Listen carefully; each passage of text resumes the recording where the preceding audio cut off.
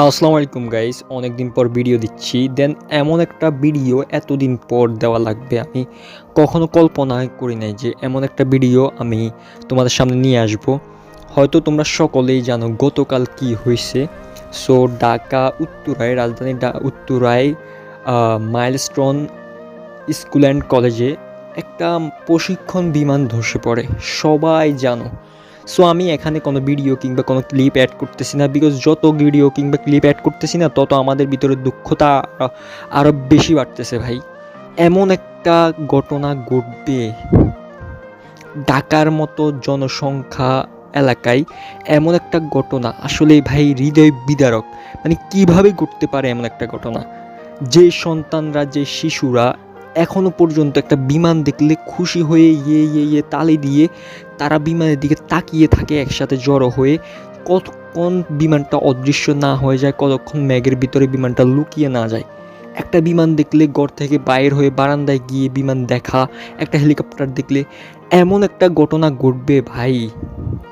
মানে আমি এখনও বিশ্বাস করতে পারতেছি না, ভিডিও কিভাবে করব, কিভাবে মানে বুঝাইতে পারতেছি না যে ভাই কতটা খারাপ লাগতেছে ভিতর থেকে ভাই। মানে আসলেই খারাপ লাগতেছে, এতটা খারাপ পুরো বাংলাদেশের লাগতেছে যে ছোট ছোট বাচ্চাদের সাথে একটু বড় হতো তাহলে বুঝাতে পারতাম। তারপরে নাকি আবার দেখাইতেছে 20 থেকে 21 জন মারা গেছে। এখন কিছুক্ষণ আগে ভিডিও দেখলাম যে 200 জন প্লাস মারা গেছে। আর্মিরা লুকিয়ে রাখছে, আর্মিরা হাইড করতেছে যে কতজন মারা গেছে। বলতেছে যে 1 থেকে 150 পোলাপান আহত হয়েছে, বাট একটা মেডিকেলে, একটা হসপিটালে, অর্থাৎ একটা হাসপাতালেই 1 থেকে 150 ছাত্র ছাত্রীকে নিয়ে ভর্তি করানো হচ্ছে। মানে ভিডিও একটা দেখলাম যে ছেলেকে মা এসে জড়িয়ে ধরে কান্না করতেছে। মানে এমন ভিডিও আমাদের সামনে আসতেছে ভাই। আমি এখানে কোনো ক্লিপ কিংবা ভিডিও অ্যাড করতেছি না, বিকজ যত অ্যাড করবো না তত বেশি তোমাদের কাছে খারাপ লাগবে, তত বেশি তোমাদের কাছে মানে মনের আগুনটা, অর্থাৎ মনের দুঃখটা জ্বলে উঠবে। দ্যাটস ওয়াই আমি জাস্ট ভিডিওটা, অর্থাৎ গেম প্লে, ভাই কী গেম প্লে করবো ভাই, যে ঘটনা ঘটতেছে, মানে যে ঘটনা ঘটতেছে। বাট আমি না প্রাউড ফিল করি যে বাংলাদেশে এমনও মানুষ আছে যারা রক্তের জন্য হাতে কাগজ নিয়ে দাঁড়িয়ে আছে, হাতে কাগজ নিয়ে দাঁড়িয়েছিল। কালকে তোমরা ভিডিও দেখেছো, পুরো বাংলাদেশে ভাইরাল হয়েছে, যা ভিডিও দেওয়া প্রয়োজনীয় আমি মনে করি না। জাস্ট আজকে কিছু কথা বলতে চাই তোমাদের সাথে, তোমরা জাস্ট ওরা মনোযোগ দিয়ে শোনো ভাই কী বলতে চাইতেছি। সো মানে এমন একটা ঘটনা ঘটবে কেউ ভাবে নেই। কিছুক্ষণ পরে স্কুল ছুটি হবে, স্কুলের ঘন্টা বাজবে, ছুটি হয়েছে বলে চিল্লাতে চিল্লাতে খুশি হয়ে তারা বাড়িতে যাবে। সকালে কত সুন্দর তাড়াতাড়ি ঘুম থেকে উঠে যাওয়া, মানে সব কিছু হারাই গেছে ভাই। যে ছোট ছোট বাচ্চারা মারা যাচ্ছে কিভাবে, সবচেয়ে মৃত্যুর কষ্ট কি জানো? পুড়ে মারা যাওয়া। আর গতকাল মানে শত শত শিশু পুড়ে আহত হয়েছে। হালকা একটু আগুনের তাপ লাগলে ভাই কত খারাপ লাগে, হালকা একটু আঙ্গুলে ফোস্কা, অর্থাৎ আগুন লেগে একটু ফোস্কা ফুটলে মানে কত খারাপ লাগে, নিজেকে সহ্য করাতে পারি না, রাতে ঘুম আসে না। আর এখানে দেখো শত শত ছাত্র, ছোট ছোট বাচ্চারা, যাদেরকে হালকা ঠান্ডা লাগাতে দেয় না মা বাবা, যাদেরকে বেশি গরমে রাখে না। আমার মা একটা কথা বলে, মাথায় রাখি নাই উকুনের ভয়ে, মাটিতে রাখি নাই পিঁপড়ার ভয়ে।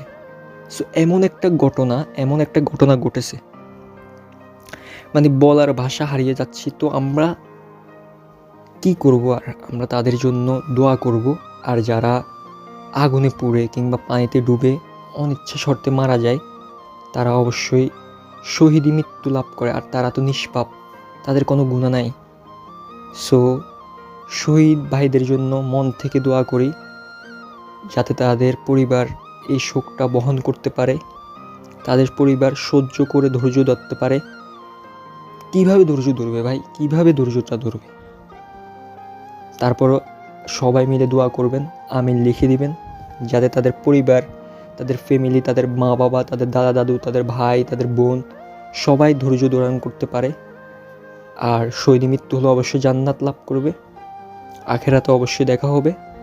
আর যারা আহত হয়েছে তাদেরকে উন্নত মানের চিকিৎসা দিতে হবে, অর্থাৎ ভালো একটা চিকিৎসার মাধ্যমে তাদেরকে তার লাইফটা আবার ফিরিয়ে দিতে হবে। আর যারা অবশ্যই নিহত হয়েছে তাদের ক্ষতিপূরণটা সরকার বহন করে, একটু ক্ষতিপূরণ তো ভাই অবশ্যই দিতে হবে। এখানে মিথ্যাচার করার কোনো লাভ নাই ভাই, মিথ্যাচার করে কোনো লাভ নাই যে এতজন মারা যায় নাই বা 100 জন মারা গেলে 50 জন, এটা ভাই এরকম বাংলাদেশ আমরা চাইনি ভাই। তাদেরকে ক্ষতিপূরণ দেওয়া উচিত। দেখো কি বাংলাদেশ বলছে যে ব্লাড লাগবে, সবাই দাঁড়াই গেছে ভাই, উত্তরায় দাঁড়াই গেছে, তোমরা হয়তো ভিডিও দেখছো, দাঁড়াই গেছে সবাই ব্লাড গ্রুপ নিয়ে, অর্থাৎ আমার এটা আমার ওটা, এ পজিটিভ বি নেগেটিভ এমনি করে দাঁড়াই গেছে। এরকম বাংলাদেশ চাইছি আমরা। সো আমরা বাঙালিরা জড়ো হয়ে একসাথে কাজ করতে জানি। সো পরিশেষে এই কথাই বলতে চাই, যারা মারা গেছে অবভিয়াসলি তারা জান্নাত পাবে, আর তাদের মা বাবা যাতে এই শোকটা ধৈর্য ধারণ করতে পারে, ধৈর্য ধারণ করে পুরো জীবনটা কাটাতে পারে। আর যারা আহত হয়েছে অবভিয়াসলি তাদেরকে উন্নত মানের চিকিৎসা চাই আমরা সবাই মিলে। যদি সরকার না পারে বা যদি কেউ না পারে, তাহলে আমরা আছি, আমরা সাধারণ জনগণ আছি, আমরা ঐক্যবদ্ধ হয়ে আমরা কাজ করে যাব। আমরা বন্যার সময় কাজ করছি, আমরা সব সময় মানুষের পাশে আছি। সো যারা এই ভিডিওটি দেখতেছো এই পর্যন্ত, অবভিয়াসলি একটা কমেন্টে আমিন বলে যাবা, যে তাদের রুহের, তাদের আত্মার মাগফিরাত কামনা করে একটা আমিন বলে যাবা। পারলে একটু দোয়া কইরো, সবার জন্য দোয়া করে দিও। সো আজকের ভিডিও এই পর্যন্তই গাইস। অনেকদিন পর ভিডিও দিয়েছি, তারপর আবার ইমোশনাল, আসলে কান্না চলে আসতেছে।